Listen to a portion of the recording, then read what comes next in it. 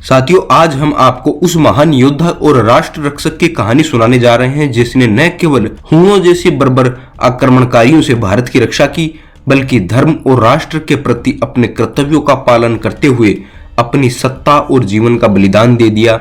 ये कहानी है गुप्त साम्राज्य के महान सम्राट स्कंदगुप्त की, जिनके जीवन और बलिदान से भारत के इतिहास में एक अमर गाथा लिखी गई। साथियों, चौथी और 5वीं शताब्दी का भारत गुप्त साम्राज्य के स्वर्णिम काल में था, जब ज्ञान, विज्ञान, कला और संस्कृति अपने चरम पर थे। उस समय भारत का वैभव और सांस्कृतिक समृद्धि पूरे विश्व में प्रसारित थी। नालंदा जैसे विश्वविद्यालय उसी समय के हैं। कालिदास, आर्यभट्ट, वराहमिहिर जैसे महान विद्वान लोग उसी समय के हैं। लेकिन उस काल में एक बर्बर जाति का उदय हुआ जिसने चीन से लेकर महान रोमन साम्राज्य तक को कपा दिया था। वह जाति थी हूण। हूणों की क्रूरता इतनी अधिक थी कि चीन ने इनसे बचने के लिए महान दीवार का निर्माण किया, जिसको चीन की दीवार के नाम से जाना जाता है। और यूरोप में अटीला नामक हूण सेनापति ने रोमन साम्राज्य को धूल में मिला दिया, उसकी पूरी संस्कृति को जड़ मूल से समाप्त कर दिया। हूणों का आतंक इतना बढ़ा कि उनकी सेनाएं एक एक कर कई देशों को बर्बाद करती हुई चली गई और अंततः इस विध्वंसकारी सेना ने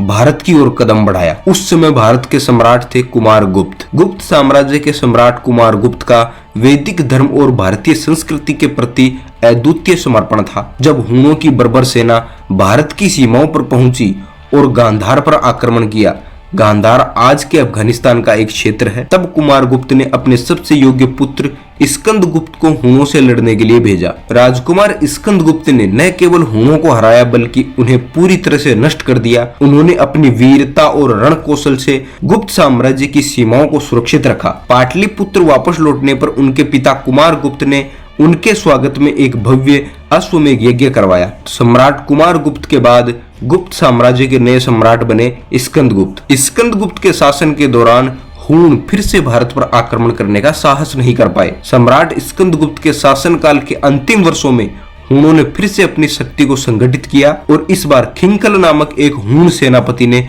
भारत पर फिर से आक्रमण किया। तब भारतीय सेना शुरुआती युद्धों में कमजोर पड़ने लग जाती है, तो सम्राट स्कंदगुप्त स्वयं सेना का नेतृत्व करने के लिए पश्चिम भारत की ओर चल पड़ते हैं। लेकिन इसी समय उनके भाई पुरुगुप्त ने छल से सत्ता पर कब्जा कर लिया। जब स्कंदगुप्त को इस छल का समाचार मिला तो उनके सामने दो विकल्प थे, एक वापस जाकर अपने भाई से सत्ता छीन ले और दूसरा हूणों को युद्ध में पूरी तरह हराकर राष्ट्र और धर्म की रक्षा करे। महान सम्राट स्कंदगुप्त ने सत्ता के लोभ को छोड़कर राष्ट्र और धर्म की रक्षा को प्राथमिकता दी। उन्होंने अपने प्राणों की आहुति दी, लेकिन उन्होंने हूणों को भारत की सीमाओं से मीलों दूर तक खदेड़ दिया। युद्ध भूमि में उन्होंने वीरगति पाई, लेकिन उनके बलिदान ने भारतीय संस्कृति, धर्म और राष्ट्र की रक्षा सुनिश्चित की। साथियों, महान सम्राट स्कंदगुप्त के कारण ही आज हमारी सनातन संस्कृति जिंदा है, नहीं तो ये भी हूणों के द्वारा जड़ मूल से समाप्त कर दी जाती, जैसे कई देशों की संस्कृतियों को समाप्त कर दिया था। साथियों, सम्राट स्कंदगुप्त का बलिदान न केवल उनके जीवन की महानता को दर्शाता है, बल्कि यह उन सभी के लिए एक प्रेरणा है जो सत्ता को सर्वोपरि मानते हैं और राष्ट्र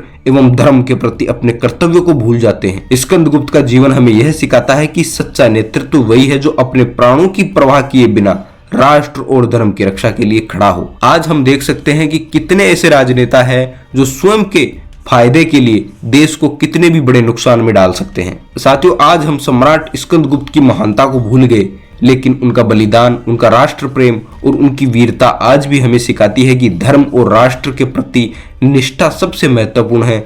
उनकी कहानी हमें यह याद दिलाती है कि सच्चा बलिदान और नेतृत्व क्या होता है। दोस्तों, यदि आपको यह हमारा वीडियो अच्छा लगा हो तो इसे लाइक और शेयर करें, ताकि हमारी युवा पीढ़ी को हमारे महान पूर्वजों के बलिदानों और उनके कर्तव्यों के प्रति जागरूकता मिले। धन्यवाद। हरे कृष्णा।